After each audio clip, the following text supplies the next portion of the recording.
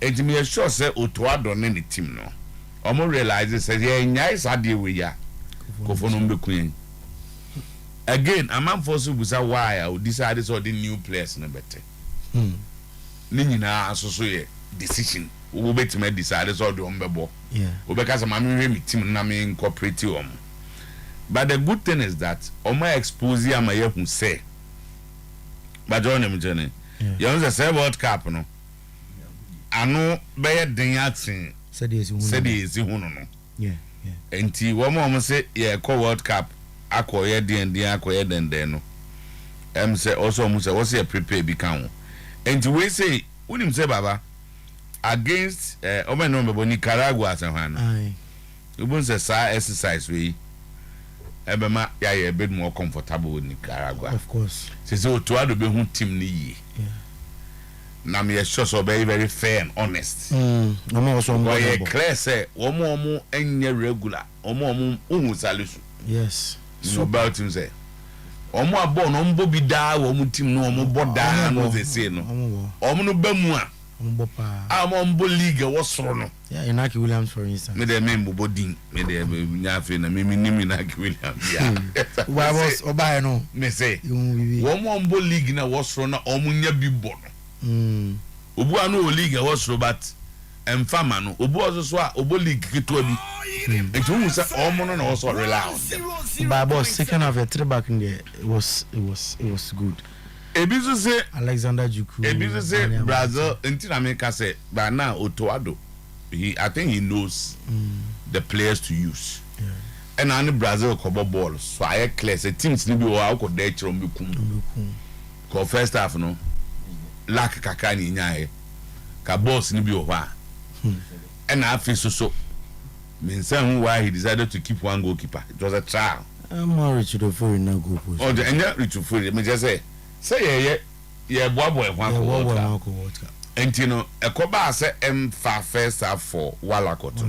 Na me expect say ko best sano. Am obi so won about Debbie. Boss me there. But o man da mu chei. Walakoto there. Boss I say you ma cancer ba me kan na man for be say Baba we said they were concept no say no dey na ya me na no pay me am try Walakoto. Me boss we baba isa asem a wo kan. Me just say me onu ya wo pe try antem do. Baba isa asem wo kan. Me ba ano pay keep away team no enye Walakoto nko ene ma ye say ye number 1 sisi anu no boss we Brazil second goal no they had 22 uninterrupted passes before the second goal omo access to TV and Facebook no o de ka o start say o kan and what coaches are doing they say the more I pass the ball the better my chances of scoring a goal. I don't need the Pep Guardiola my coaches ni bi akote ba bia yin hu omo no. That is what Ancelotti chino di 3 minutes in free me. Oh, Ancelotti so pass it. You also passing ball. But I'm saying say enne who the coaches that are doing well. Yes. They make sure they keep the ball. Of course. If you don't keep the ball now so be running obi de bana me man kwan oboso be pass then a loophole is created. Now if you say ball no the Brazil in the second goal wow hey biano just watch it again. They kept passing. Now you chase ball no. Now you chase ball. Now me dey me surprise akakra about Otuo Acheampong say. I mean this is how Dortmund plays. Otuo Acheampong is a product from Dortmund. Yeah. Dortmund they don't defend like this time they blast. Oh they okay in Nigeria now. Yeah, you defend. Say on your ball. 22 sa so o can be my own but I say what you say for Richarlison the Andrade. Now go with the one cat Babiano Jina unexpected. Now go with Babiano Jano. You see, I have not said he's not a good player. I have not said, but I'm saying Gabriel Jesus is a better player. That boss Matthias here. Gabriel a good player. Boss Gabriel a good player, but me suma who dey say. And I didn't move Richarlison no. The problem in the World Cup. One share no man. Now starting game no fi bench. Say crowd on neighbor. So we go on the Messi obeko World Cup but one share no starting bench. About this uninterrupted passes. You do a man for so ani akaya no. Manchester City our record be na me pesa videos on there but that's a time no 52 passes 52 Manchester City against West Bromwich Albion 52 passes abarama babenti asesa tamanya sa bia ngido mesa no I don't know what mo bi and no this is the question my busa be e ade o see nyina finding out say because Gideon no has been regular enti what happened and in Nigeria no he has been regular who know enti no obi anim de see ho yeah changes for our so nobody knows what happened. We're lucky to hear say as a precautionary measure to Americano and a party to feel be around the knee. No, sending one added doctor for Babeka and a side sit out. So the way precaution about one. Yeah, because World Cup. Ghana will need you to be a cry because it's a Tuesday crown or be available. Before by the suggestion say before Arsenal for Trem official chair say player no onye fully fit asem kakra no munye ni say so no cry na ka one guy no so dey unim before Arsenal for Trem blasters even milita ya pese and so man va anya adwuma say nti the hard day no nti say Arsenal for Trem Arsenal for kan say mu akire o dey a na say player na complain of bibidia Arsenal for ka so otumnika no ye ya man ntancha na omuti minutes oh dey be mu 10 minutes also obo Arsenal for the trade the blaster anya old party no say o ka to player no before you player no problem say na e ka kire mpanifo no say party there's a way they should manage him that one public knowledge we dey na from public knowledge no obianim so obi atena be bia kan what tv ma tv into public knowledge ana tell me public knowledge no public knowledge ni asemo aba abonten no say obi atwitwa trend na ma abonten obi ka bi no do you call that one intro no I'm saying that give me a source as a public knowledge public knowledge say just say see because say entwasu maintain that but what I know but me ne baba dey nim oh mean that who say me timochingi opa bisa research fellows what I know ne say players ni bebre o ha medics no dinkita ho coaches no dinkita ho and the national team coaches and club coaches omo dinkita ho dinkomo bebre and be na twa asom ne yeso is it not possible say the mo can say and am party situation now Arsenal last minute effort to get Douglas Luiz. Actually, Arsenal and him say party cannot go the long haul this season. Edu Babia, you have to manage him. Of course, he should be managed. I'm not saying say the more can enye. Na me busa say the more can say Arsenal for catch them. Yes, I know. Na mama ye tie for no. Mama ye source kakra e betimi dey akan asem. Na so go ka say public knowledge because obi aka no public. Na tawanti asema public no. Ni nyina na ye ntro ana. O min kasa. I'm saying no pray. Ye beboa when we add baba be yama. What we nyina wo ye mo oh you me I trust the lawyer. Oh be bra ntimi nyuhema. Ma me enye ne enjo hela. As dey be chikro ntimi nyuhema. Mame famo. The lawyer contact Ghana FA. So now can date here that Min kutum famo because so the date ben 20th September 2022. Okay, my here so we can also the headline here saying and 24th in 4 days the headline here saying heading here saying I want to me read it from Oceania will be enya so headline in here.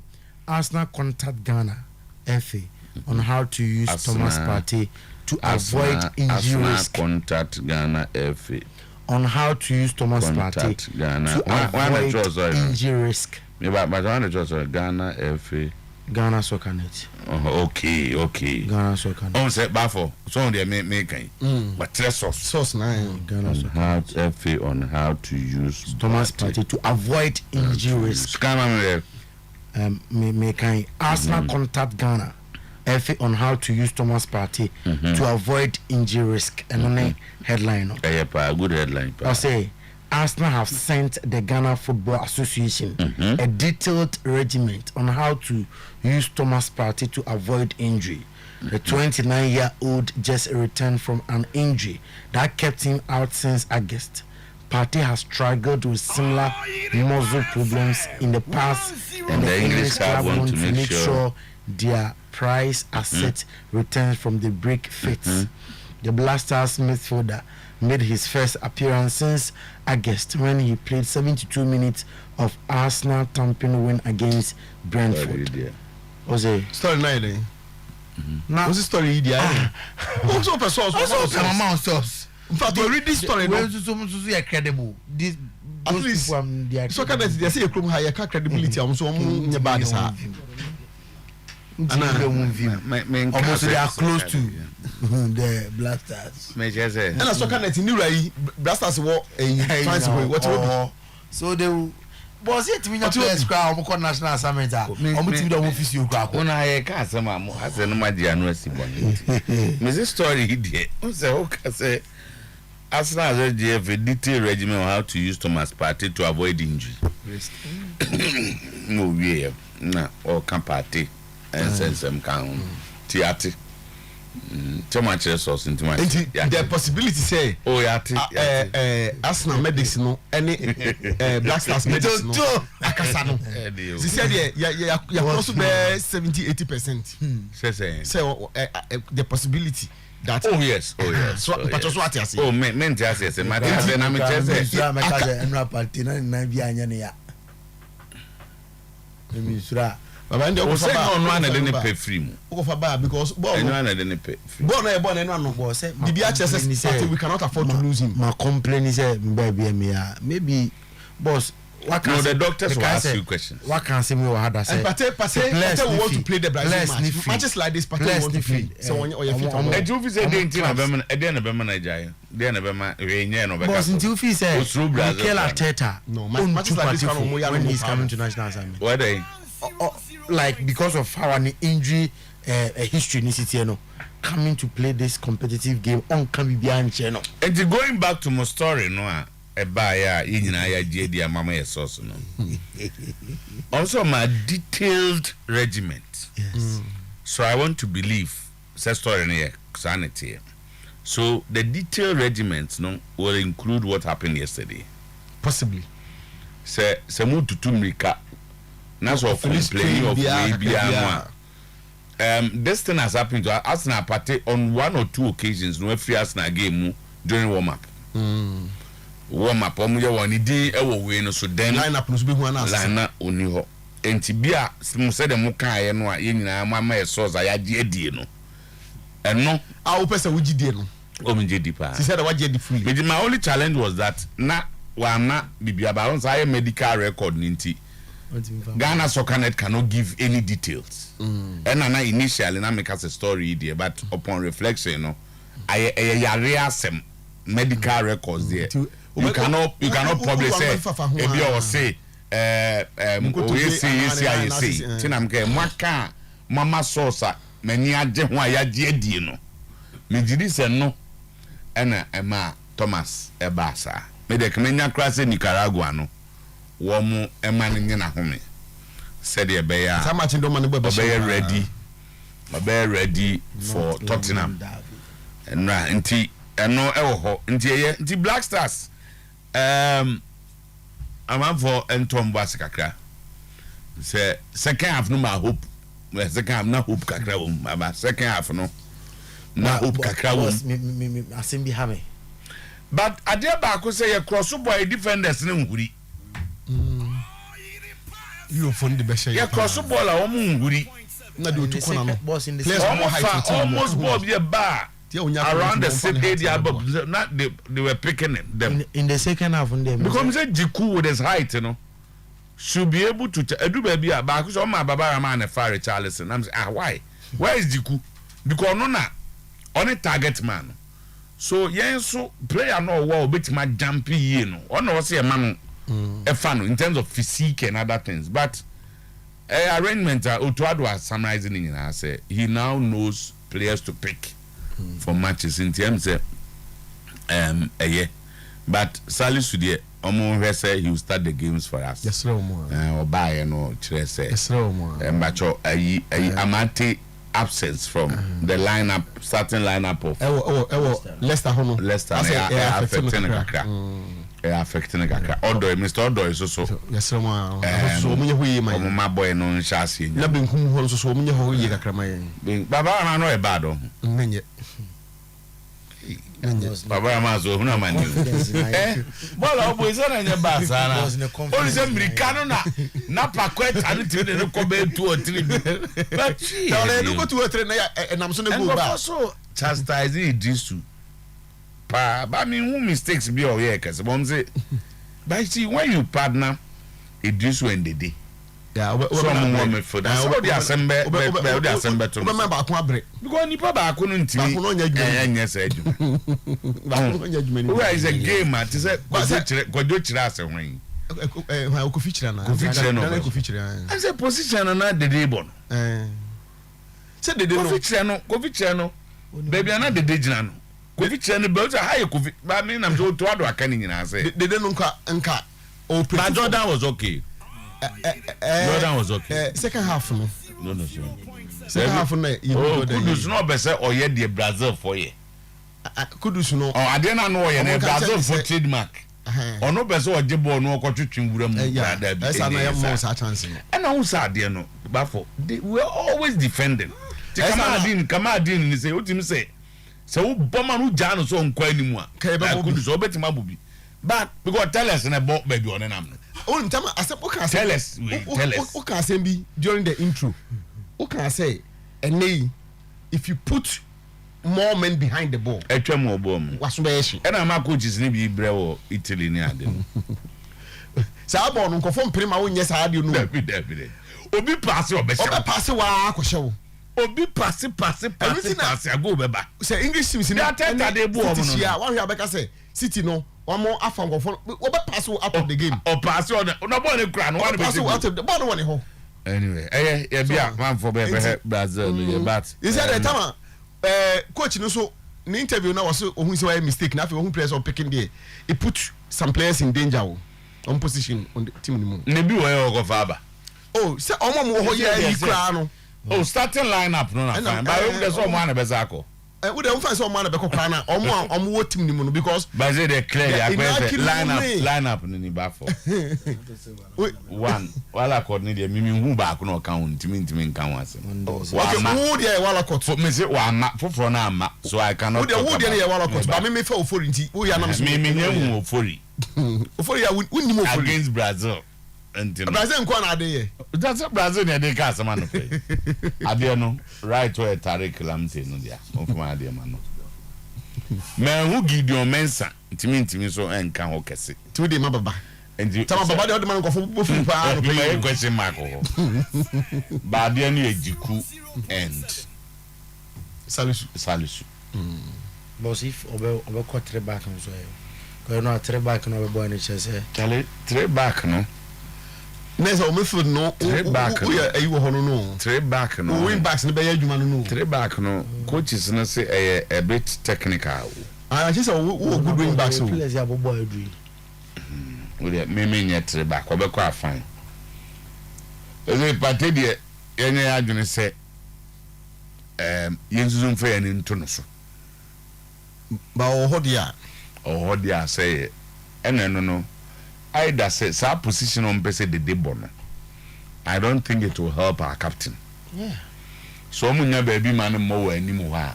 sa mpin man nko bench na idiso ne kire no ba kom partner party if he is there so ni also mienu nyina akra mo because ye hiom mo better ke ball no say the be ya ye defenders no edma no enko pressure nko so too much na ball so enko o ma didn't za me kana se na strike amuka me nko mi hu ball bi ze sameyo ze wan semenyo me nko a de mi hu be ba se enko fo gini di pa club level no ase hu ni Kamadin obebo on the right Jordan on the left nyehwe what why do you mean with Jordan your team no sa position na Jordan but I think say on one also obo nyehwe ina mkase nyehwe would na gina ma ya Inaki as striker na minim na the other midfield the all come na Kudus ntaye kudus de so se pate o kudus pate either Idris na achre no based on arrangement she no untimi mo hold no just be a on Elisha Owusu ne baba Idris nie no me ka eno ade e boy no say Idris na be boy so din yes njono ni wa me ba no partner why dede sa position na me ka say se pate o ha pate so mo holding so I'm not talking about holding no me ka number 8 no okay 8 no no be boa de original defenders na nim no na kudu so na kama ade ni okay Inaki and then Jordan na boss ye jack winger ba ko mom or from chen wingers ni na Osman Bukari oba no oba from chen wingers and na man for so boy idin o obi say na o say ye ma we enough chance pa every ban ka o je ko betimi de Brazil for na to be ka we chiro ko so from nanti kakra baba de no ana me no mo ya adwen onimbo ne Bobet ondu level we sa David so chance omzo no na we enra me ko abes mo no bi se on do vim se Ghana be she Brazil no se mate edi ba bia engine tum level onru o se ho kuro be so onru na wa tama na wa kan se o team ni mo ka team ni ho onru aka frɛ no na say Oya there for local scene no ya he's the best player in our local international stage for the national teams Oya there me kind of blasters don't do this level level be here no na ki Williams ko ko mo level no level be the chance ni bi me say e di friend no agodi dia to di Nicaragua ba fie ba ni expose boy no me tell say Nicaragua fie ba but Brazil we dey on best position level ni Brazil that milita o mo no o ka Brazil ai eno dey o ka level am nim so o ka national team na ka Brazil level no ne bona no mo bona o andi o mitama na bobi eno dey Nicaragua no mitama na bobi but we dey misrom bo we kwa na me do sama because come expose no I man bona po to mo tikrumai kama Din Sulemana last season he range about 20 players young players omuni bobo pa na okan Henra bro na obre me chese nte free ba ne ye bobo no man no obi antimi nkan che me say no da odi mo nje boss me say example na me ye no obi antimi nkan che me say free ba ne ni bobo check come out two defenders nte no bobo ni so no tie they were waiting for the ball and no see a ball no 10 here now how he was able to 10 na name one master and why we abeka say Gabriel Jesus say do 10 one player challenge in the open he's a very good player but say Jesus ahead of him masam nyina no Babo mama nje okay Jesus about tell the defenders here ka Jesus no kunipa yes that direct headline dey am say dey ya bobo so ya ba na ya ba fie so There now. Oh, so we say the big match no is coming on. And no people say question be. If you are the obetimi. On say what about say say Nana Amponsa. Madam for any. No, me man let's we are near Kofi no busa am question say. What radio what baby says. Nana Amponsa. O tonko to players no. And wakofa nkwala biaba na no bisa sa adentra okofa aba na wa players na wanya sika na onko sika no enkoto akese na ode akototo mu kan kwala division there I try to find an answer but me nya bi di o de bia obenya e di entesika na woyi sika na wo hin de say na ya no na beti matchere because my already fi say before season ni be start now at least me nka say direct from the management per se but in and around sources around management no you say Africa no league no na as I said, we raise a certain budget to prosecute that agenda. No, so people say scanning were yeah. As I said, who says scanning? It was say your top players are. It was not only for player purchasing, but for other projects. So as a team, I'm some question. Where is the money? And I say, where is the money? And I say, put it the other way. Now, Sika, so or the better. And I want to. And I say, Sika ni bini. So you have to make do with the Osika person. And my own if you say, Nane Amponsa as the CEO of the club, no, he believes in projects. Nane Amponsa personally, so he believes in projects. And he, on an interview with you. Okay. Then he kept talking about building specific or particular teams. And go on Matan like team, go Hawafa like team. So he's a project person. But my inquiry is also before you continue. That's my understanding, sir. Whatever, some more directors. Okay. And now many any corner these things came to say. Meaning say director and our board, as I say, the direction of the club is a determination of the directors. Yes, of course. And that sad decision to buy Omar from second division, first division for no. Was that the blind side of the directors? And now say he was able to convince them, say, we must be timiaye. And they believed it. It cannot be at the blind side of the directors. I rather believe, say, second one hour can no. Ultimately convince you and probably they bought into it. Why? A season before this season, or call that same path no. Intimate perform so Elio. Or call that same path no, going to bring players from the lower divisions, you know, players are unknown players, players are flamboyant.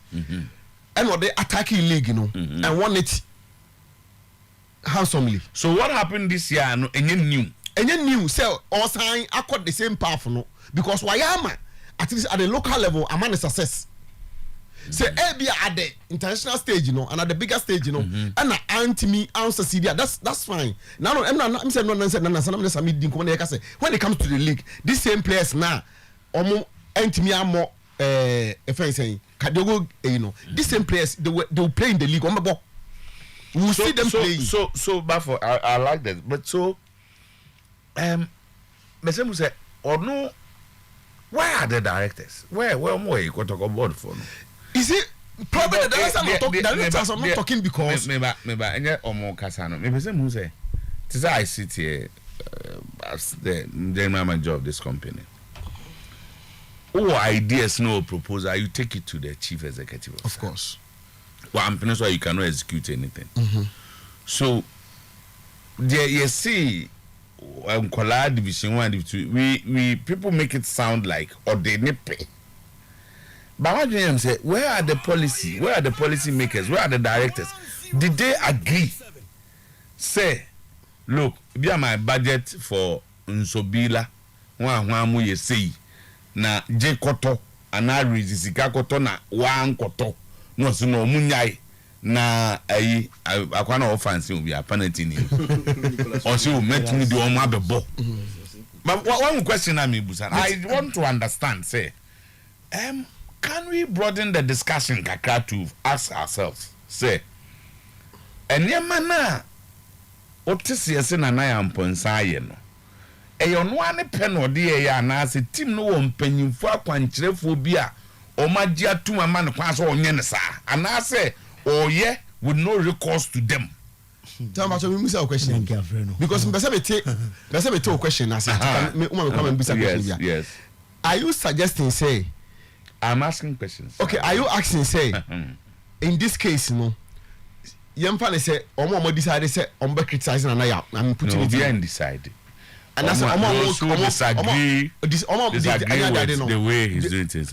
Almost expanding and I say yes, because to rope in the board members.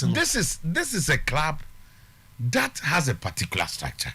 Now I mean board say, for instance, you cannot transfer a player when the board has not given you permission. You can't. Yes, but if you, for instance, want to take a player to Egypt, you need to tell them, say, I have an offer of 400,000 for this our player. Majority. And that offer must be agreed. Yes, our focus is to do well in Africa, and therefore we will not allow you, for instance, to take Mbella out. Won't to mean for unless because there is nothing that I can do as a manager when the chief executive has not allowed it. Me put you this in. Okay.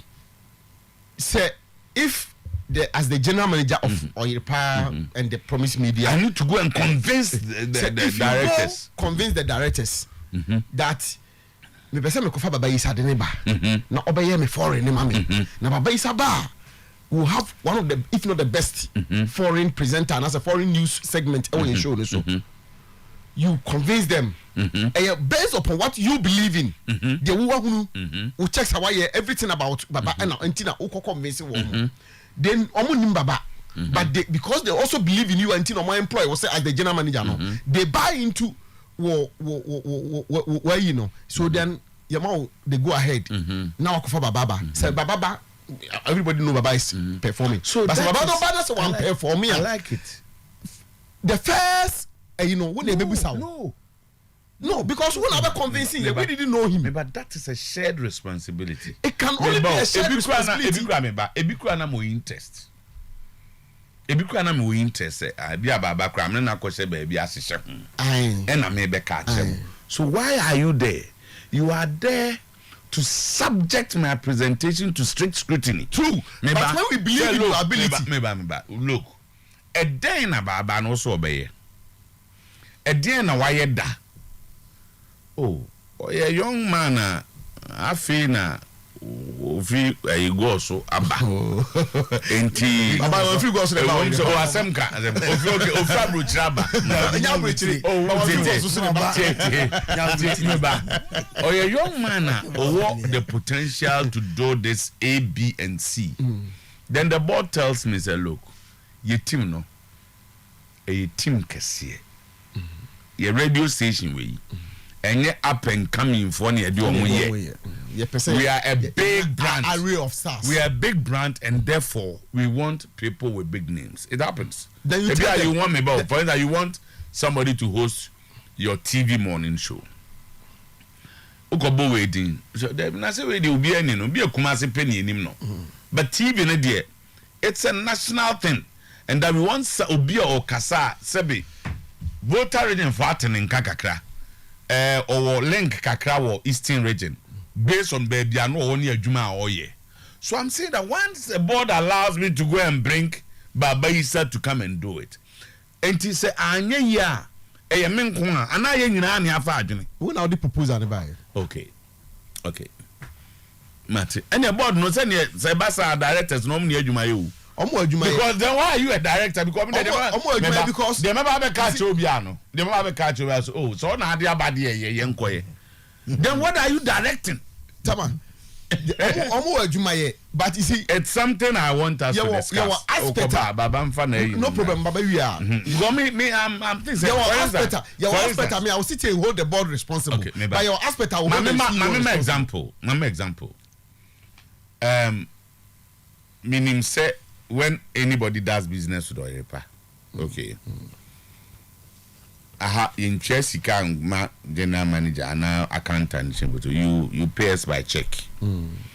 Okay. Your own in most cases, it's not allowed. We don't encourage it. But I want to think be in fantasy can go. What matter what I say? We don't encourage it. No, I'm saying that we don't encourage it. Until you know your business, be a catch in as much as possible. To a check. Then Emrewa accountant don't say, see, two be a car into a check, including commissions to salespeople. Into a check, don't give cash. Of course, there will be petty cash and those things. So I'm saying, say, Sekotoko transfer player to Amasino, Sikano, a Triato Kotoko account. And Asante Kotoko has signatories. Yes.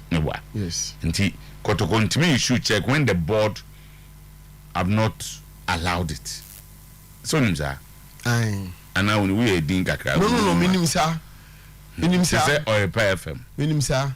Whether you sign a check or whether your man acquires sign kakra, it needs the approval of the chief executive.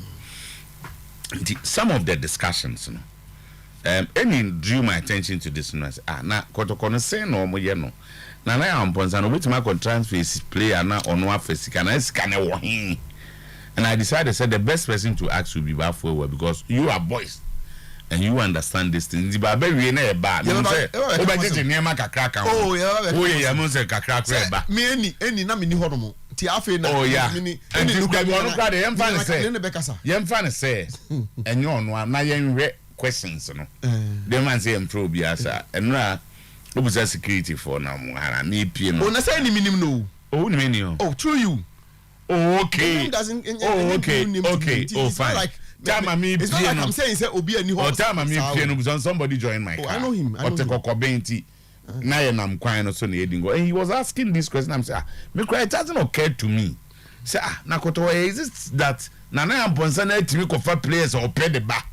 Abra, ultimate tone, Meton Imoru, Meton Bella, Meton we, Abra, where are the directors? Now I'm saying, Busau.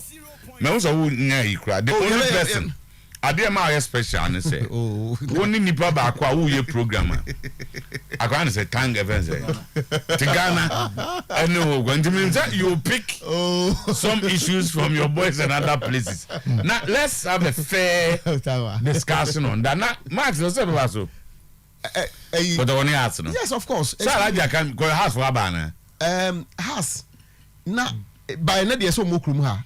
Okay. Because asat ye be pono na eya na eya yin say it does almost the flight in beba. Oh, okay. Say flight be on they will touch down early tomorrow morning or say on beba so dey by enanwure na bi aba omo town. Okay. Because omo be rally war asim. So place in the omo there be penifoni bi will have to join them. Okay. Nti ni nyina depending. Na den akotoko so ye what omo nso nda. Kotoko dey say omo guso omo yom preparation. We say na no see you ni boys to kasa ye. Is there some lie low? I just na the ade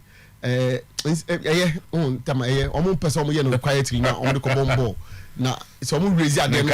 But me dey vibe around the match no form, and I think at this point na can say supporters no probably it could be strategical. Say omo kwa standard omo kwa raise obi a hopes bi akofa simbiaba not in this facility. Oze ba akrote omo say mosi emra ye tie ba bi na mosi emra na yaba ye ba de mbe ni je omo say omo kwa akofa obi aba force say oze omo to ticket chenu kra omo so ade alalo ka se kan bebu sa no say enti obi a ma ticket kakra ye come ma ticket ye na ye de indi za ko be ticket bia na wetin baba we oba Uwia na ya babe, there are some questions ne Ghana Brazil and say I'm seeing a lot of messages and idea eba you have that discussion till lawyer okra say wo headline na wo kan England so SMS o so makoye so baby 75 to 80% so omunyi coach na di and football create saying one result etimi mo ka say yes, I relegate you. The among both for no. You know, Euro Nations League. You know, Wednesday. You relegate to before Wednesday. Before marry. So angry, say, and I Italy, and now you are ready. So, my back, lower tier. And none omunti be dakra say. Met will be also players no quite na coach na change your own positions. Because I'm not. Sterling able through the middle too much, and I didn't get it. Bukayo Saka could ball wing back, left wing back. Bukayo Saka said left wing back. Bukayo Saka said, "I mean, who know what I'm going to game." Well, I don't know why you do. Oh, so on to the other way to About left wing back. And I'm saying, "Nadia said, I'm coach. That is one coach. Because at a point he was doing well, but time on the last 3 matches, no. Germany is also modern power. Modern. No, na me monitor Uruguay. So Iran on better Canada. Na Iran lead you 1-0. Almost Uruguay. France for now say issues ni wo play premier they but omo team no and still they had a solid squad. Him say omo enough talent. Too much. Omo bench wow. And Giroud is not finished yet. The coach no so trust no pa. No, that goal now is the oldest French player to score a goal. That was a Giroud 35 as a 35. The oldest player and he's scoring. And now over some guys say no and na make say Tama Saliba ba mu near stabilize. O sign up Abanti as and you know Teddy say the stability in their team.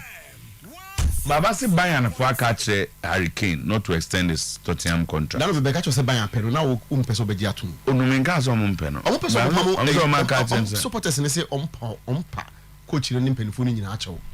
Ka omo ye bibi fa Sadio Mane contract no be ya. Ka omo nya na kwa mane nko. Obiankasa. Tama. Obiankasa ne. Liverpool for sunya akwa no kwan. Akwa na strike on go fa no be Darwin Nunes. Meso Liverpool for Bianca say. Na so nkware wa she goals ni ade. Omo say omo player in the past years and yes say crowd. Oh guy. Na Sadio Mane Darwin Nunes one aya de. Me can yo. I'm talking about what the Bayern Munich supporters are saying. Oh, where they say come on. Yente baby. Baba what? Me dem say boy na say baby am born true no born true middle. On Petru or both true middle, no person all pretty for the way started to the any bit here. See, and I'll pay Yama Yanacho phone in our quaba and Rassanson, your conco phone crosso, na and someone and I'll pay 80 at the Chetana air pum from pa, on call phone crosso, no, Yarahun some Otuo Anim, Yakai was an openso, and some no a dorsum. Nemum dear disafata sauce, now for what's here, and I de Emma walk it man polybi. And Oma akan so yanom akan bonopa anopai yabatu ebuase na yatreno na fe murmunina ya confirm am live on Oyerepa 100.7 FM live on Oyerepa TV entebekwa ba yeba na fe fixes audio no ya to ebuase na ya bopo so ama wonim se no a UEFA Nations League matches audio etimi etodwa yeba won djuma ama sanso na ende matches ni bi abeto so international friendlies games you told and a training na ya kwaba ba men wo djuma ama ya chance afi international stories no na Stephen Kenny and ya tudwa say 2022 World Cup betoja ewo kata na yenka emo biantimente se a birthday pa ultimate kase team A and ase team B and a pair favorite and name do nimini se ohwe countries outdo na obi a prepare na ohwe plus no so a obi a pese oye BP ema na national team to only oni se 2022 November December World Cup betoja ewo kata no ano birthday papa no Stephen Kenny Ninsima Oditudra and then Anopay Yanko Rupin Neves na suye na Rupin Neves onom a player ne okona suya wopo Cristiano Ronaldo abaso na Rupin Neves and Samoa waka and say I believe our Cristiano Ronaldo mo say our a lot Emma national team no otre the Cristiano Ronaldo etime aya na bibia eche say oruano our more Emma national team no na okambo bia timate Senkawo and on Cristiano Ronaldo AL Juma and Kama Yako World Cup your experience and your daddy in Kabaka se on retire and fit football modabi and ka on kanta into amu players nina o manager say Cristiano Ronaldo a part of the national team now amu training say after World Cup no krano Cristiano Ronaldo betima san ka team no na fe niam nyina koye ama team no odani ekopiemo ewo Vrahilia no suya wo Mario Rui and afi Luciano Spalletti omaba so wonim se oye player ema Napoli nyamia no Ukraine niama ekoye ema boy no ose ono de obepiemo ewo Napoli no one coach wo bo no na ye adwuma to say the best from the player ababonten aye Luciano Spalletti na jonim ni se Scudetto no Napoli enso timete ɛma no ɛyɛ yie ɛno ɛyɛ nsema Valahilia ɛde ɛtodwa ɛnɛ anɔpɛ na ɔkɔ Lionel Messi asoɛ yɛ anɔpɛ on Facebook, Oyerepa Radio, Oyerepa Sports, Oyerepa Radio, Oyerepa Sports. Me pa choko, nekoko enjoy Lionel Messi. Mansa on it Lautaro Martinez our training grounds. Women you prepare for the World Cup 2022. Na oshe Lionel Messi and it Lautaro Martinez majuma a omoye our training grounds na eno enya semketua Italy defender Giorgio Chiellini at the atuja se Bukayo Saka. Say open player say player ready or you fast on the ball player ready or jibwa onim jodi ball no am ni mirika otuo e pitch no so ni passing ni niema oye excellent the obeka and say Bukayo Saka one of them okay Euro 2020 finals Jumadia Bukayo Saka etiye ema the three lions of England niema oye you say on any incident kokoso na ta demu no wasi mirika na koda tuno na untimi anyahwe dansam betimi aye na waso na tadem na oko English fans na so ya before say enra the squadra Azules of Italy eshom ekaba ko a womantimi antenom oko maso ya womo epe omo tribute bm to the queen the late Queen Elizabeth omo timi pe omo tribute to mameno na omo ka enyina ne say one flag and a say rest in perfect peace Queen Elizabeth God save the king and no aye ensemua woman adi atuja Kylian Mbappe Lotin nano ana medeba tu wanim say oko French national team no woman so ya photo shooter am aye no enya dia say Kylian Mbappe Lotin wotimi take part of the photo shoot na anopai Kylian Mbappe Lotin say one of the on te di obi aka ensema manfo keka say ai na Kylian Mbappe krano na e senka mokoko teki photo shoot no bie asa homaso ne adade and also any image right on one day the obiaka only problem bianso some bebeka say a brand in a day see a photo shoot no one call and timen kwanko twabie and no Kylian Mbappe na owie no say adia odwen wisesi and say ono Kylian Mbappe obabua na fe French national team no etime ade Mundial 2022 November December yetoja ewo Qatar wose eno ene adia odwen wisesi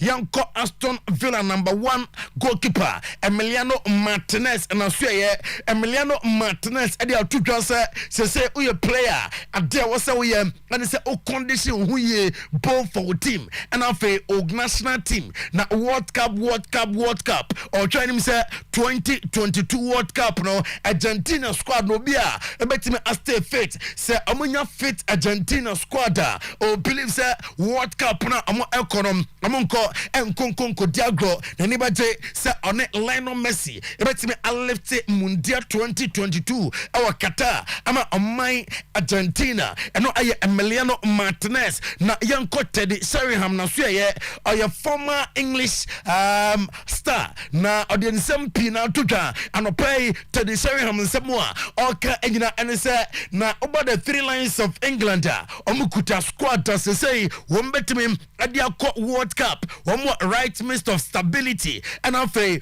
ohwe enkodano and empenifo no blend together one abe cause surprise ewo England emra omakopiem ewo 2022 World Cup na ebuza say na enra the squadron Azules of Italy World Cup no komo nkobi nsonra momo chopo ekaba ko a wantime ante na oko Hurricane aso ya Hurricane dia atudwa say the obeye ne say obe supporters na chel enra a disappointing result and a boy emra the three lions of England the squadron Azules of Italy eshom ekaba ko a wantime ante na a disappointing result eno ensemo a wote atudwa na oko ensamfo from Marcus Rashford and Jadon Sancho onim say omanya akonya anka the three lions of English omo national team no no sisi ameno kase ahead of UEFA Nations League womo airport ɛno ɛna Glenn Johnson ɛde ato dwa sɛ wɔne Guy Southgate ɛyɛ adwen sɛ ɔto ne nsa afro players no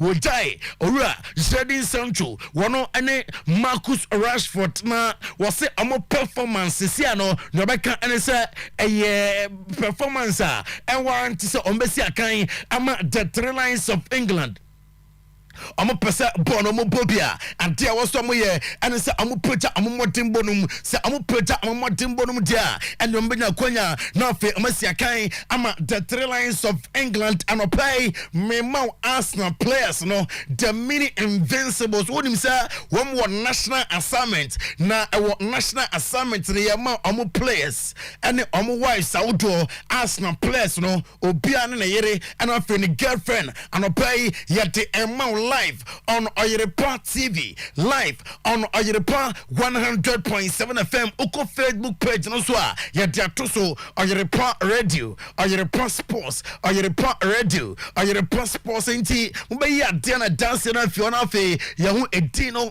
ɛne nneɛma no nyinaa na afei yɛntwa bɔbɔ so ɛde ama yɛnahwɛfoɔ ne yɛnatiefoɔ na oko Micah Riches na so yɛ a ɔde ato dwa sɛ Newcastle United asɛ ɔmo depend on one player Allen Saint Maximin say amusi akan na boy ne enkanwa eya na e difficult emo amsam kokopiem a wo mu ebetimi anya players na afei wo mu atimi akwa manim na player de masa wontimi nka se ono nko a ana ni team no eko ehun sensem eno no Michael Richardson sensem a wote atutwa eno no Roberto Mancini na uko Roberto Mancini na so ya abusuam ode atutwa se obo the Three Lions of England omo players na baso omo se manse no a omo elusu eka ba kote na so omo ema Italy phone game pa na Jobeka ene se as individually yankwaye boy nim ye na donso emara so sam ombetimi agem na fe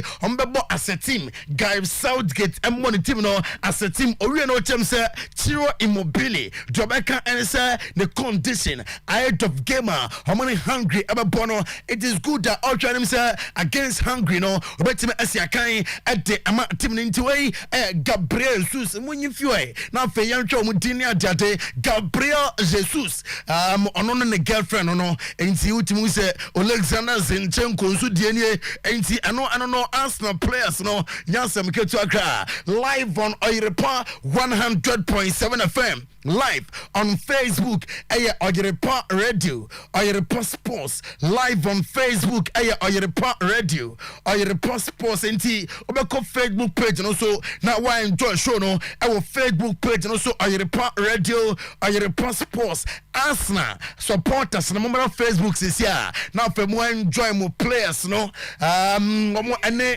mo wives and of mo girlfriends and modern ba mo bonti no pay me some picture no and videos no ema mo mame ko England na menya adwuma kakra ewo England ema Pierre Emil Hosberg osia kan ema Tottenham Express a reporter come and say HM say oko Ramado da so ya homania bre papa say Pierre Emil Hosberg omra na amaya adwuma ema team no mo gidie say obeka Madrid Medford no wa obeboa ama enima koye ama Real Madrid as well fun of Don Carlo Ancelotti na niayete HM say 58 million pounds esika wamadi ato no so enti Madrid etua sika na wakosi akan ama Real Madrid team no Tottenham Spurs efano every Saddam team no obai no why exceptional player ama team no yamfio na fe yanko Manchester City amaso ye reporter yanseka HM still Manchester City is searching for a center back na omabawram ewo Inter Milan aso ye Alexandro Bastoni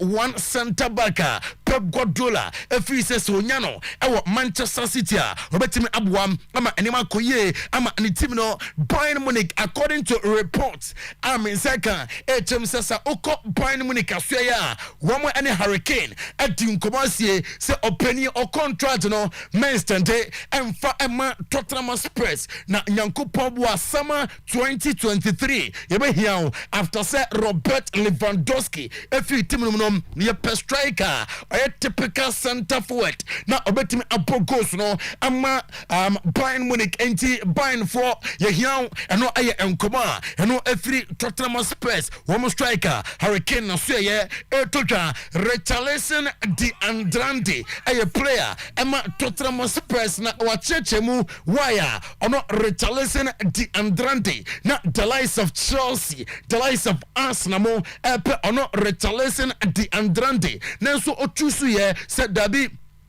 Misia Kai Emfa Emma Chelsea Misia Kai Emfa Emma Team Biadan Tottenham Spurs was say Antonio Conte nkoma on any day and someone or catch no action said that be or no a coach or better a developing ye or your coach or better abua na no Richarlison the Andrade what me akwa him in association football Manchester United report no ye say I'm gonna Liverpool their brand Madika be catch out dada say oko Liverpool asya one player at Liverpool him say amansa ebetimi akano eye Borussia Dortmund wonder kid Jude Bellingham na latest na HM say oko Jude Bellingham asya ene no Manchester United John Motomo enso eye everything possible say amansa ebetimi aka Jude Bellingham na fe wabaya juma ama team no enti ano ye latest every Manchester United as your elba name of the metime account authoritatively say boy no say open moving from German Bundesliga on sign Emma England Emma Juma name of abeko Spanish Primera Division Santanderum na fa kwa Juma ewo anom Oyerepa Sports on Facebook enti mama dena fiona fe ya no Juma ete ama yana twefo wama amotwe TV no amotwe Facebook no na say Manchester City no and on Facebook for no mama social media denim fi ona fe menya woduma emfa ema yana twefo na say uko Etihad Manchester City as 55,017 spectators and a call etim kokotwe game no London Stadium West Ham United 60,000 capacity and etim efa enti ano no London Stadium wani gusua o hwanom aye live on Oyerepa TV and on Facebook aye Oyerepa Radio Oyerepa Sports oba enjoy video no kama pa na fe ni manyina enso atimi akoye na Celtic Park 60,411 and etimi efa enti ahonso so ede enonom wo enjoy video no obehu ne eko na fe yanto eboasi Emirates Stadium aye 60,704 spectators and etimi efa anopeno so yade amawo yatwe video ni no na meko Cristiano Ronaldo na so ye obekaya ema Everton ete Manchester United ebom ekaba kwa Gomentime Antiano Cristiano Ronaldo eko bo e fun bi phone eto form anopay I mean confirm ema say elfena a charge Cristiano Ronaldo say dabi Adena oye no enye enukwan say footballer de walusu gamer okokokoje supporter be for now the trip from near ade enti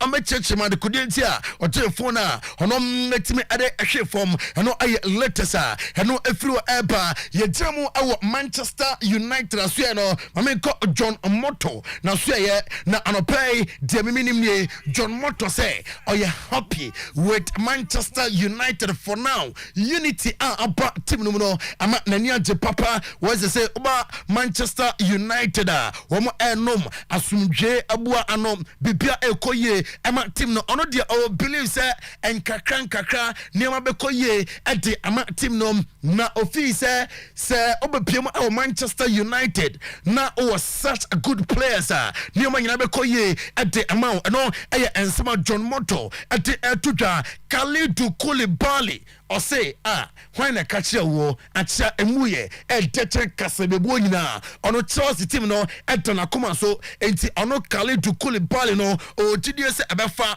na entoboase ana e was a team no team enya na otwe team a ekuta Chelsea na waka mo bia team to say Chelsea ekuta good team na Chelsea be compete here this season and no aye Khalidou Koulibaly o say Graham Potter na aba no e say umpe one manager e ma team no nti ne philosophies ene eniama obeye o team no na aye player e was say follow na fe we yan adwuma enti wo mo de o twanim say after international break no wo mo pa ne abekoye ama Chelsea team no Rio Ferdinand e de atodwa say wono de ono Rio Ferdinand no wasi aka ne bida na afutu a odema Guy Southgate ene say e tiawa Gareth Southgate we no say oko national team enye se bia okwa favoritism ne adade bia masa manfo se wuhwie ene adade ode se plus ne bon national team ba bia omudi se fata se amobo no ehwa na wose odi omobo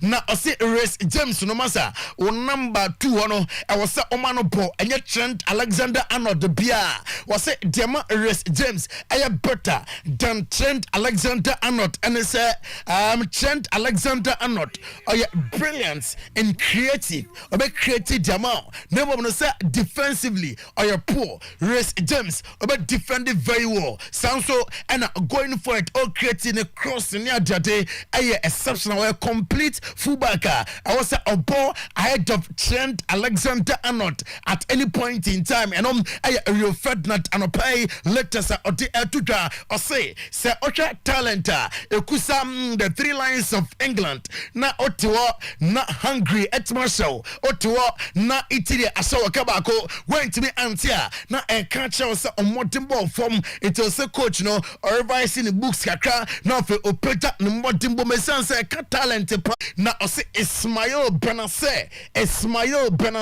do na kana Ismail Benacer or say some midfielder way ohianom complete midfielder say they are over here at United Airport and they also say well proving themselves at your biasa miminie me Rafael Varane metima Manchester United near team and they be here result etimetima enya result and team no or say Manchester United and na yebusane say openi say ocha French national team na man for say more qualities the World Cup cra mbetima ante Mbe Olivier Giroud wasi we mu nyina kire say ukuta good players na ambeko awo Brazil nafe wa compare Brazil national team no wa compare France wa compare Argentina wa compare host of other nations and they also mo here and say am working very hard and na beboa ama enyama koye ama Manchester United still mami nyina Manchester kromo make Manchester United once no na make Manchester City na US Algeria 31 years and what day 120,000 pounds a week and an insa etime eka jotoso enkron Manchester City players womote akatwa kesentibra Facebook sesia obehu Emerick Laporte 120,000 pounds a week and Emerick Laporte City higher 60,000 pounds a week and oje jotoso enum ewo Manchester City ojaketwa epudo Rodrigo Cascante ono efi Spain 220,000 pounds a week and Rodrigo Cascante no na friend Rodri ono eje the otoso enai John Stones of England 28 years 250,000 pounds a week and Nansa etum eka the otoso miensa live on Oyerepa TV live on Facebook Oyerepa Radio Oyerepa Sports Jack Grealish 300,000 pounds a week and Jack Grealish of Manchester City and also etum eje the otoso mienu guess who Ellen Holland on of Norway Ellen Holland of Norway 375,000 pounds a week and oje and Jody Kai Manchester City. I mean, fan to him say, Kevin De Bruyne from Belgium. On Saka 400,000 pounds a week. And you know, highest paid players. Our team, your friend of Manchester City, and play. You don't say, Atu him, young Ronald Koeman.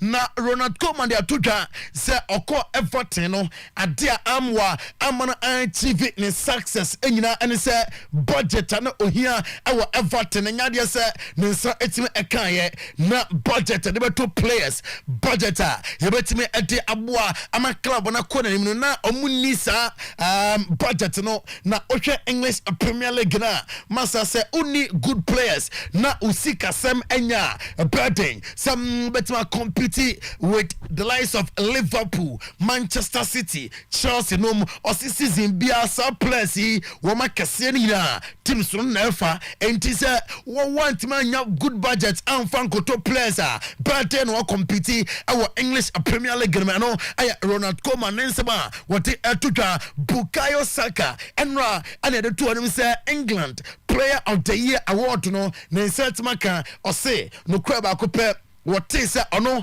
and award in Saka no no dream kakra or say you equally good players our England nanko bia betimate why Bukayo Saka etin ho dream kakra or to be Beyonce or be contribute to ye ema Saka this award what Tomasi especially 3 lines of England colleague players Arsenal players what Tomunasi amona abuwa ama ene what to be what team aduno or say one manager abaka se Seneca Genia Seda a manager Mikel Arteta or say Mbarane more day people were calling say Bukayo Saka no crow free hey yaman tina bench ni adade ninga no coach no enya no mujide e man start games onya call up into the English national team and what to be what to know and central for ebusa Bukayo Saka say the usi on kan okre so be catch us Arsenal this is Leicester City amaso abiem na reporter Saka HM say amo pese amo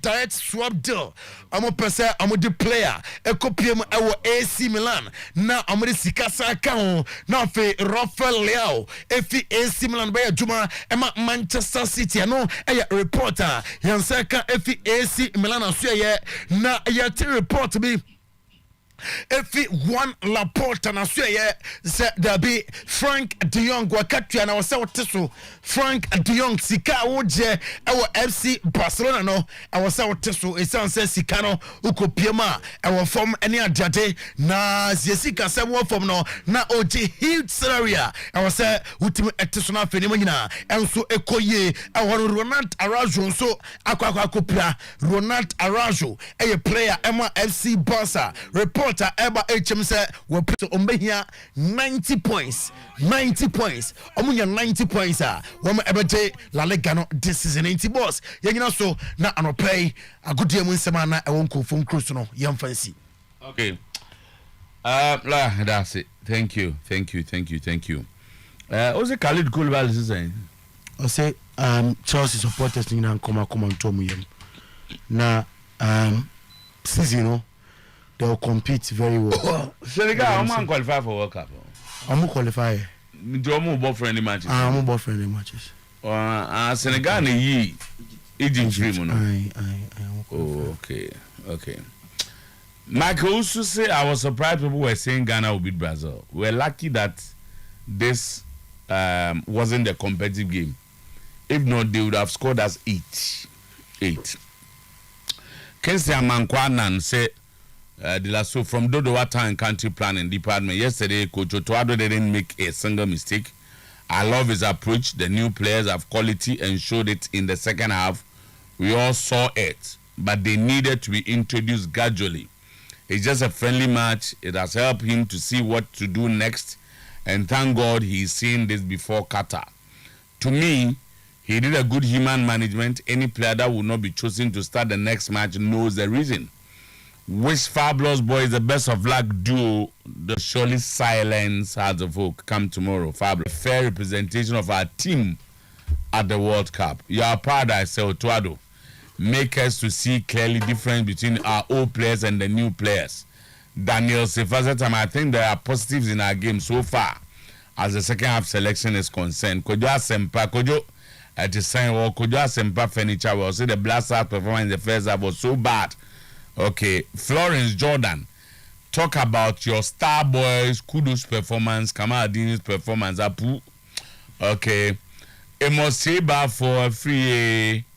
Was why as a coach for the 18th time not stop Jordan from taking corner kicks when he himself is a tall fellow in the team and always waste all the kicks with a lackadaisical approach. Something must change in this team. We can't be treated with the same kind of lackluster Black Stars of recent years. Inshaba Ascona say, but good morning. The issue is Brazil has just placed us where we're supposed to be. We can't beat Brazil on any day. So please, let's take negative and work towards it. I'm Ascona. Inside Comanche Haswazi, Sopon Central Region. Okay, Bra Henry said, it's good Partey didn't play. And it was going to be a stressful night for him, like what happened to Baba Idiso. When you all know we needed a DM alongside Partey in the middle. But the coach and his people decided otherwise. Thank God he didn't play. From ASI Harrison inside Doje. Okay, before we come. Your take on the Black Stars game, quick one. And then again, the big one tomorrow. Check ticket for no hoa. Sales are not encouraging at all. Say Nyamiamwa Ochna Kotokone has been recorded probably the worst attendance ever in history. About first time you may not even get 1,000 people at the stadium to watch that big game. Your take on all that, okay? If you are quite about my phone in my bar, yeah, my bar, yeah, the cobra 0322494401, 0322494771, 0322494401, 0322494771. Any common for some few minutes and come back here. Hello. Good morning. Good morning. Chief. Eric, because I okay, Eric, you too. The Black Stars in the first half in the men, you cry poor performance. Yes, you guys, you know, to get the half without the bomb nobody because Otuado, second half, yes, the one on by because up round for Mammo. Now, I very much chance to Cotacona's game. So, there was a great chance in the Bell Machine. Jack had other party in the club moment. There's not supposed to compare half and bye bye. Thank you. Hello, good morning. Good morning. Don't director. Solomon. I can't take your plan. And I can't wait. No, yeah. I can't wait. And I've been missing on them for any more. Okay. Now we're almost come and Zana will be. Oh, director. Take home my memo. Ah, okay. Okay. Me too. That's a more when they ever just putting in Avato. None of them power stars. You say what's the man with the Janoff and I'm a dodo. Director, and my brother game on. The kind of players that Brazil for extra any quality is named Kutomono. We again now we wish you say a Ghana for a bit mania a good scholar now that down. My coach in a 2 the day game with me. Second half no. Brazil for no more one game. How do you get set up now? If you can't call and catch a time. And the coach no mistakes and no yeah. No quality no. Yamia next match no. So the year call up and go be one match for and I now cut a Cotocone half match in the row. It is no says no form. Your best supporters no. Your best young country chief. We had Japompa 10 cities here.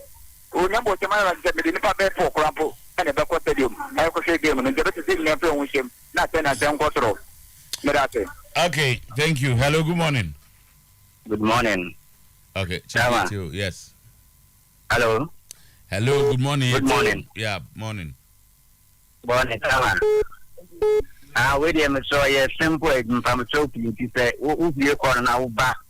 You open house no swap. This from the name say, coach, no one can take decision and Ghana for the one and Diagone say, won't be into the dish.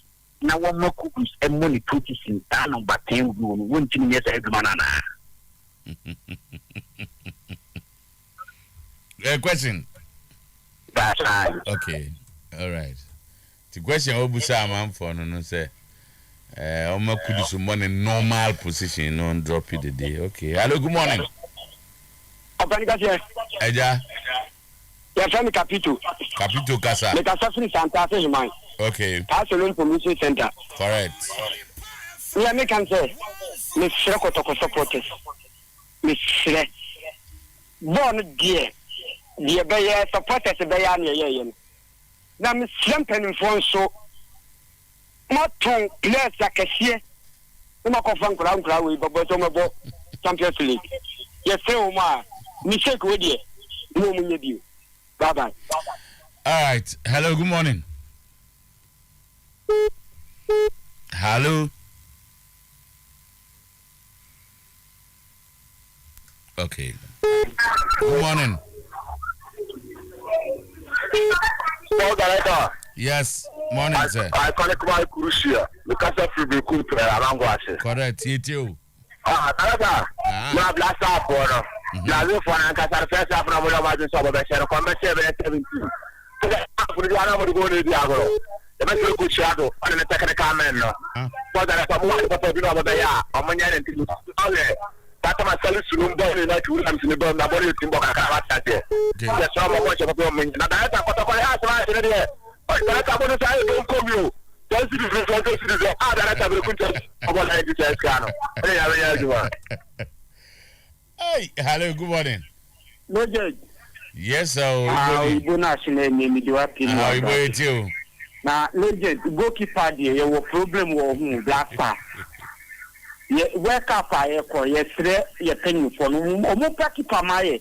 Ye na ye keeper we order ponu. Go ko ni so ana ni pa ye mu hihye no. Wow. Ye third goal ye say onye hu bibi pa. As a keeper ye say onye hu bibi. Na omo ka se ni nya kotoko ni. Omo ka se penny for na ton players akofa nkola aba no. Team ye di sika na you. Last season, koto pete spark is na mu call ye.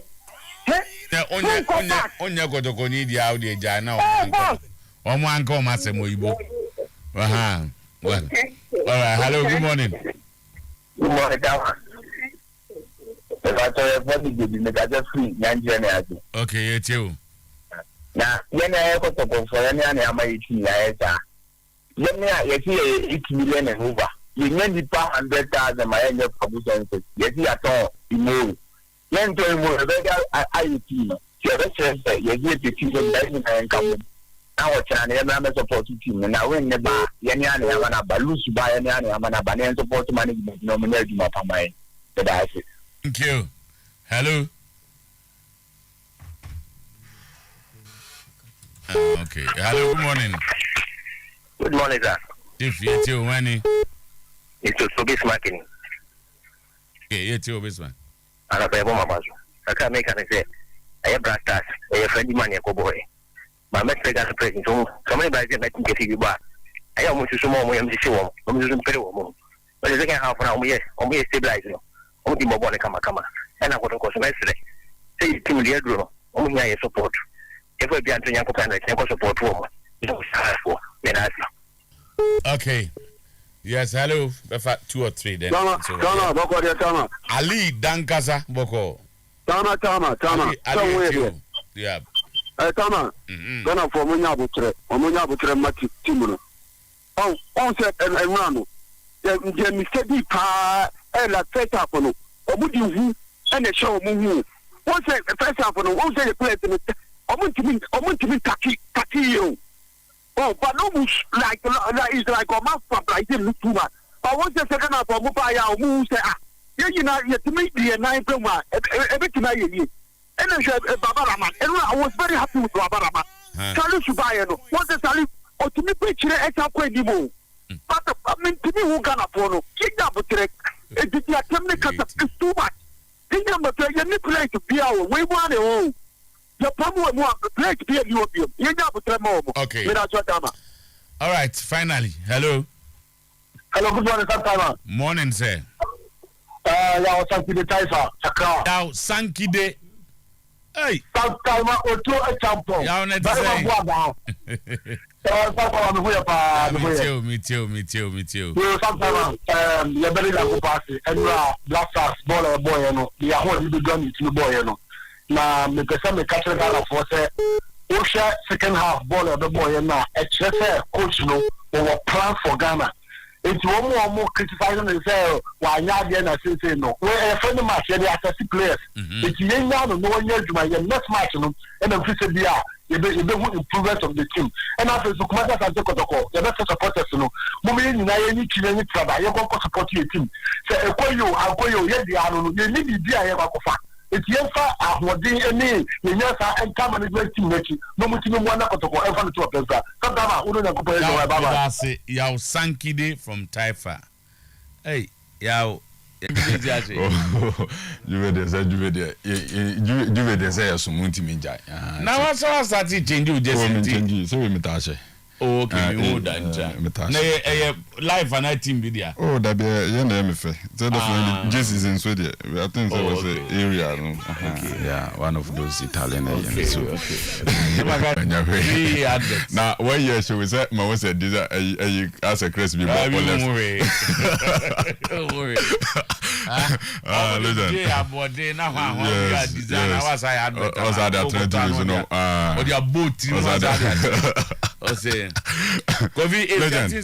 Black Stars, no, so meaning say you have enough time for that.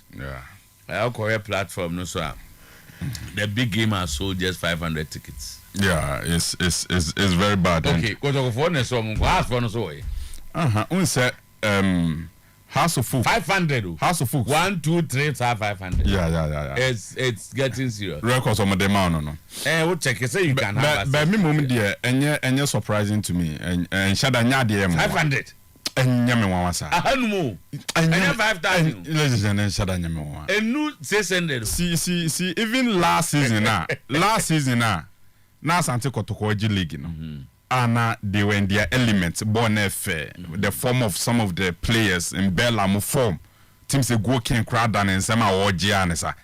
Like now also in favor Sante Kotoko. Even that, and BBI no. Na how many has and Kotoko? It was about 15,000. But we knew 1,000. And I make sure say even with that and I BBI. No. And I was saying the data make a coffee no abanze. We say no. Just last week. Kotoko asked for elimination against Kadiogo. Just last week, say 7 days ago, and a week after, say all back class of folk. Asante Kotoko supporters, they are yet to come out of that pain. Saya no dasu omumu. Saya no edasu omumu. The Ufra Asante Kotoko no abefa class of folk no. House of Folk first 2 games were about pick 1 point. First 2 games are about 6 points and maximum 6 points and has a pick 1. And the 2 teams in United they've not had a good start.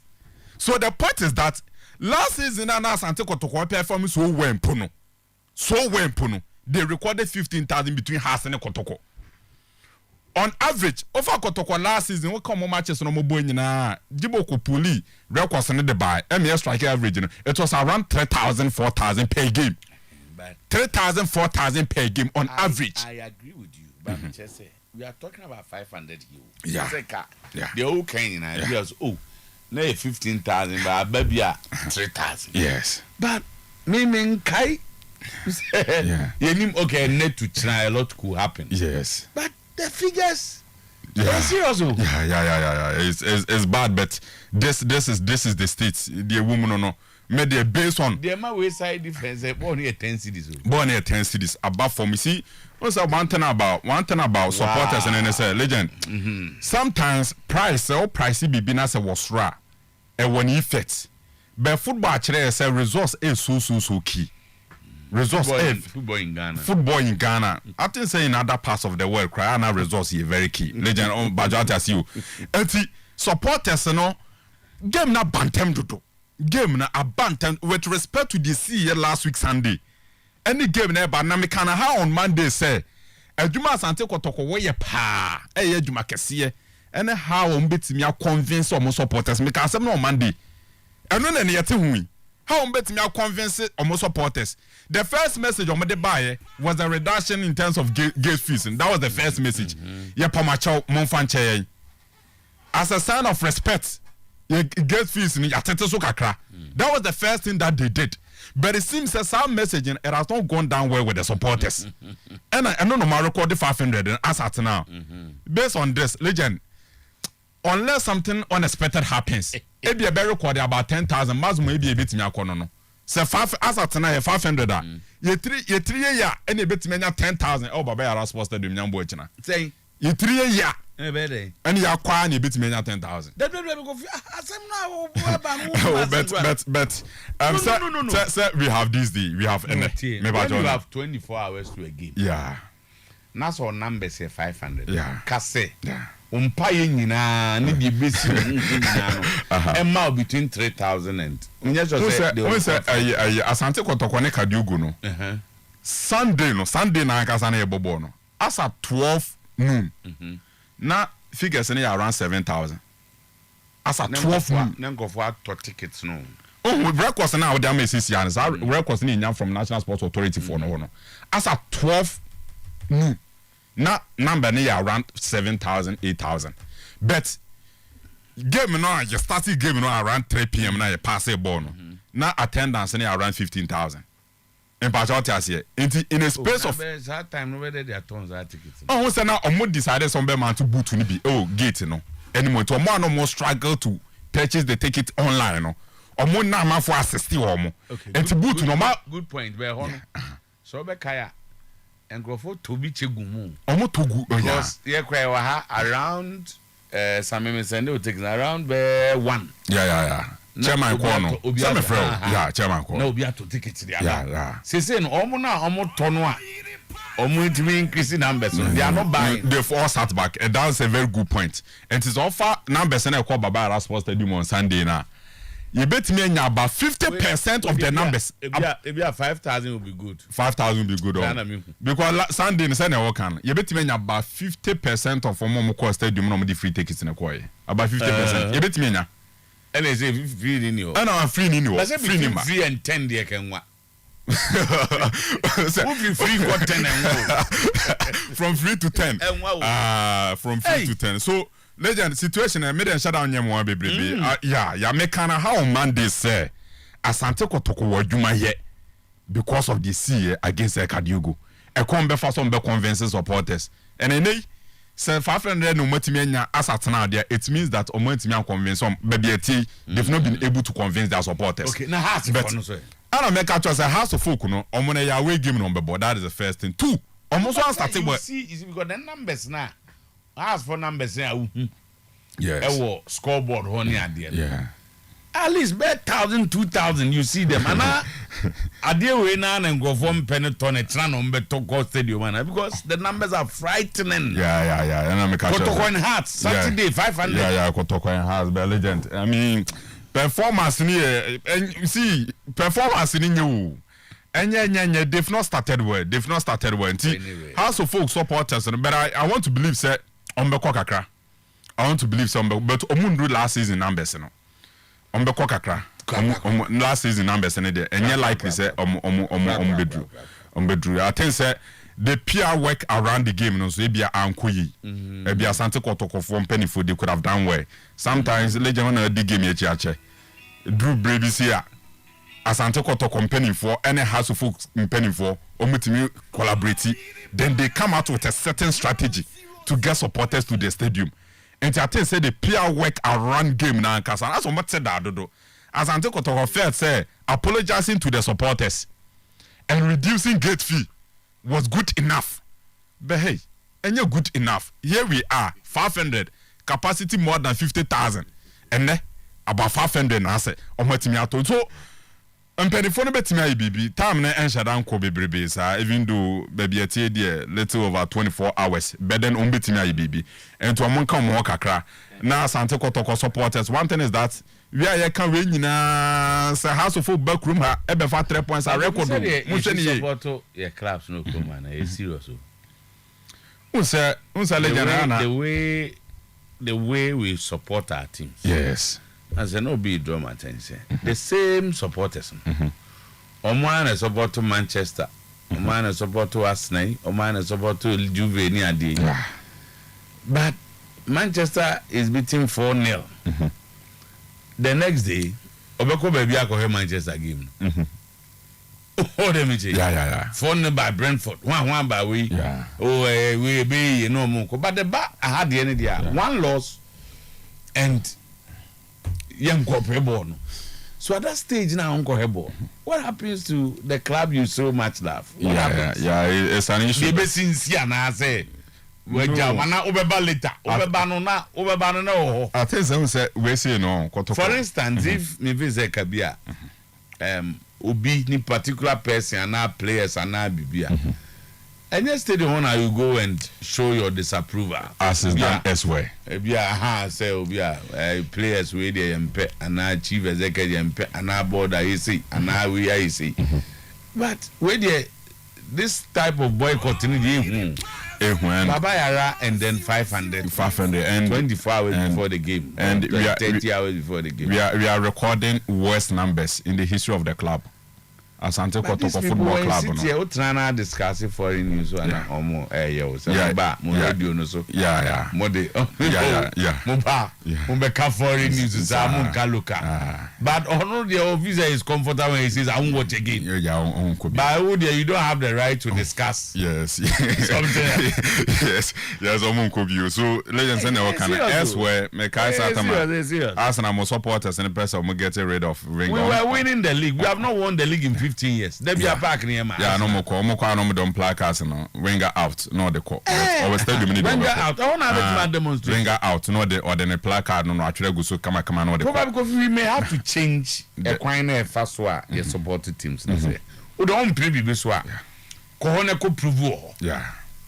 Ana o de kohone ko tro bibia na fa bia gate na team ni ba players no ka wo mu ramu na da se Kadiogo nti ebu afumu da ya nesa ye kra no ase no ne bufu kra na obe person obe attack bass any players nya placard asem ana ahase ne ana ahokyere ne ewo soro dodo dem 10 cities empty afia ahokyere ne wo soro dodo nti obe ko stadium akwa pick that placard say plywood atwere say or the coach Zebo out there be on almost obi ka dem say on the onko na obe ko be no akwa ball no be basta legend we say start time no na the ball no dey opare we say be we say no sa defeat we no so no be di akiri we say obie say abie microphone we say one collar no aka say be say ye Champions League ayebo players don't go Champions League so they have a lot of grievances.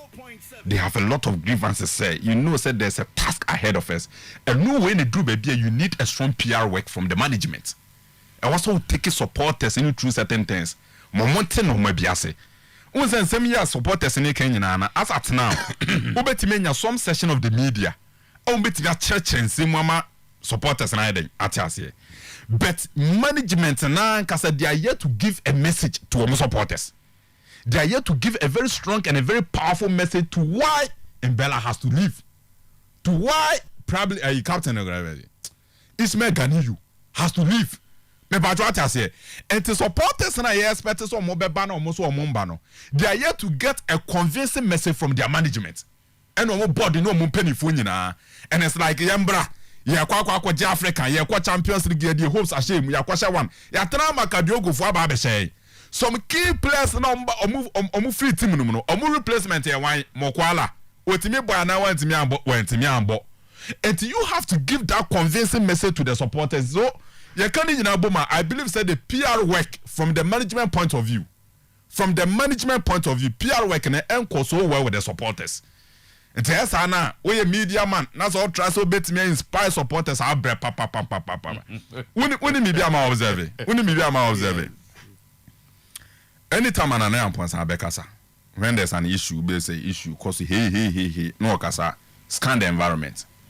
Whether Tobias and scan the environment and size supporters and I think say yes, he has calmed nerves. Etin America say. Some section of the media bit me try to explain things. Oh, Ganiyu call. Now, this was the reason why Ganiyu left. Mbella call. This was the reason why Mbella left. We have heard. Say it's likely. Say Mbella, Niano, Infegi could even leave. Memfane says one in the Africa room. And on a striking partner, I don't know. Yemfane say Infegi crowd could also leave. What is the message? And then they catch supporters why these players are leaving and why they have to leave. And it's one master message in not players no replace or no show me just no mba. You lose to Kadiogo just a week, 7 days later against Accra Suffolk. I have no major game now. Enti once I kasa se mu na one thing I mess around and management no ebetimi am message to our supporters. Yeah, that's a good point. That's a very good one. How you manage crisis. Yeah. Okay. But supporters no so say won't go.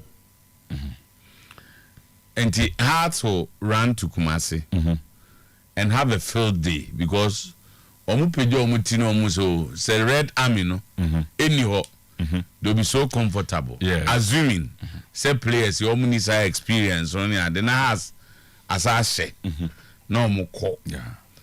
Then you have not stopped supporting the club. Yeah. Yeah. So what happens? It was a has on the account on records on then they win the bragging right to normal when I say so a supporter they claim the team no way say yeah. Do you leave them in the middle of no that one this, that one is understand and I has as I personality so I have man say be at the moment there and I am here yes. Okay, one day he will leave. Yeah. One day. Probably soon. I'll be a one day. Yeah, there. Maybe 10 years he will leave. 1 year out, 6 months he will leave. Then what happens to your club? Now for Fraba, then you recall you come back and then support your team and go to the same. Yeah. 2 steps forward, 3 steps back. Yeah. So the club should be first. The club. This is our club. That's the priority. No matter what, why you be pamu the head and ready to do pamu. Yeah. What players in the head and but before you go, this is what we have. Yeah. This is the players will come and go, supporters, your fans and CEOs, board crowd. They are not there permanently. Yeah. But this is Yeah. But I say, how did it's I know you better try to encourage them. Near Casachro Mokaka, near Sromaka.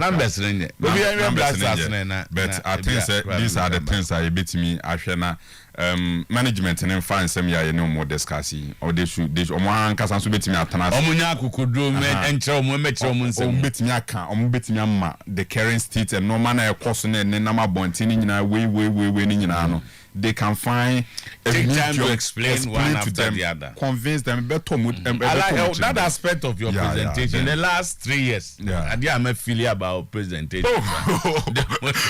Say, no, it's a ranking 9/10. Because for instance, there are a lot of now can say, Madame Fubi, and Kofi. Yeah. And he asks questions. I have not asked myself those questions. But why would you sell players and then not replace them with at least that quality? Yeah. Is it because Sikana Manes can be new? Time when the chief executive met the board, catch them so anyway, give them list of was that money available and as any new say or make it do with the and Sabe so. So what I say, when Koto decided to, for instance, travel by road to Benin and then return by road, and what was the problem? Because maybe should be explained. So Say yes, I said what to be at the 400,000, 150,000 in the Keke home. Ababi go. Nesi Canada baby in a home. And then we'll not use that amount of money. To replace with big boys. Especially at the time, I had some folk went to the market and the almost touchy base with big boys. No. These are players. And I think some explanation will do. Said legend. They have to. Club and when you say Benin trip, when you say is one thing in the air. I didn't know some far from Koba. Na boys and Kumbi and na fatigue setting in, and that Kadiogo crab baby rap pitch and so yeah, monoma earlier than Asante Kotokona Obo home no. But as you, so it been more raising questions and as I didn't know was here far from Koba.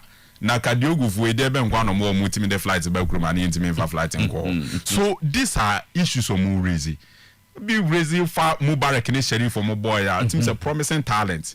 But him said they were shivering kakra. I didn't think the leader of the team no general Okobo Champions League Ghana issue net said the nkwa. So Ghana wrote a letter to Asante Kotoko. So no Ghana you so mo boni biwa. Come out and explain to them why the captain and the leader of the team had to leave. But so the environment and some more better, they will react to some more better. So media athletes beat me convincing to the very best. Or be fair no, or better if you omba. So Okobo the Champions League, I a good score line or be qualified there who has of folk. No matter how much you go. So I think say management need should sit down now or monto mon they should get with a strong PR. Me so on kasa catching me. No, seriously. What say. And somebody will hear him. The Inter-America size about any someone I'm not. He asks questions and many answers. And of course, won't mean answers. And then you make Juma so. Where we are coming from, no. I bet this when answers crown out. That's Anna. It creates an impression. Say, oh, defend it. But what attack there is fine. Okay, so we are in a defense. The attack is better than another football man. Football man should defense room. And I would just say. What attack? You are free to attack, but when you defend, it's wrong. No, Kofi blaster kakana fe ayi bafo we na onyaare on me paper no so da ho. Well, legend and rather see do baby na chese enomani mo iden. But in the first place, we had a good test. Ghana Blasters in a good test. We played against the first ranked team. In terms of World Cup and currently forming the Brazil, they are ranked number 1 in the world. And it's all against Brazil when you're a very, very, very good test. Now, you better game no in 2 sides, 2 fools, na ya church no mum kakra. Legend and I don't bomb kakra because Enra me can sing about Brazil. Ne ye set up ne bibia was here de equal against Brazil. Okay, I mean my line up be. So be kai line up na me dem a won pa me matesa amanfo eblemu coach Otuo Acheampong. All of us here were reservations, you were issues kakra with Otuo Acheampong, especially first 45 minutes a quite fast or setting the team up. But it's quite understandable or can say me after the game they say when who the players ni na he has learnt a lot. He has gotten to know the players ni ye after the players on so who ye pa. Over first 45 minutes and then second 45 minutes, I come here say every single play or matter or blasters be a taste of the game. Play be also a ball game no be no either first 45 minutes and second 45 minutes or be with the exception of Partey because of injury and as a precautionary you want me to start the game no and to obtain a taste of the game. But legend yet in but again, mame Brazil line up no na men charge him kakra. Legend no me tena say na me say based on your method ayewo any forward the strength of the team Ghana Blasters set up we have to go with a 3-back because of Brazil forwards in it. So set up go with a 3-back. Legend Brazil team in that way me pese me try tie for adwin si bibi so kakra. Legend offer set up na that so na you back line film. That is Marquinhos, Thiago Silva, the 2 center backs. Militao Obo as a right back. Alex Telles Obo as a left back. You back for the film. From Medford na Kosi attack no. You see only one defensive midfielder, Sheniepa. You see only one defensive midfielder in Casemiro, Lucas Paqueta, Rafinha, Vinicius Junior, Neymar, Richarlison. Legends offers us 6 players where there's only one defensive midfielder. The rest of the players, omunyina attacking minded players. 5 na kanina. Paqueta, Neymar, Vinicius Junior, Rafinha, Richarlison. It is a way you set up to play against these forwards. You need a very strong organization at the back. So strong organization at the back, no, and your back 4. So over back 4, you go with 1 against 1. It's a me can if you say. Over play bit to say Vinicius Junior. At this point in time, there's no way I'll bet me expose 1 player. So no name face a branch face Vinicius Junior. because in my opinion, me cannot have ya. Vinicius Junior is the best Brazilian forward in the game today. From last season, ever since this season, me who Brazilian player be better than Vinicius Junior. And Emras Otuo Acheampong assist Vinicius Junior in terms of acceleration on the 50% pe. A quite what they are brand friends say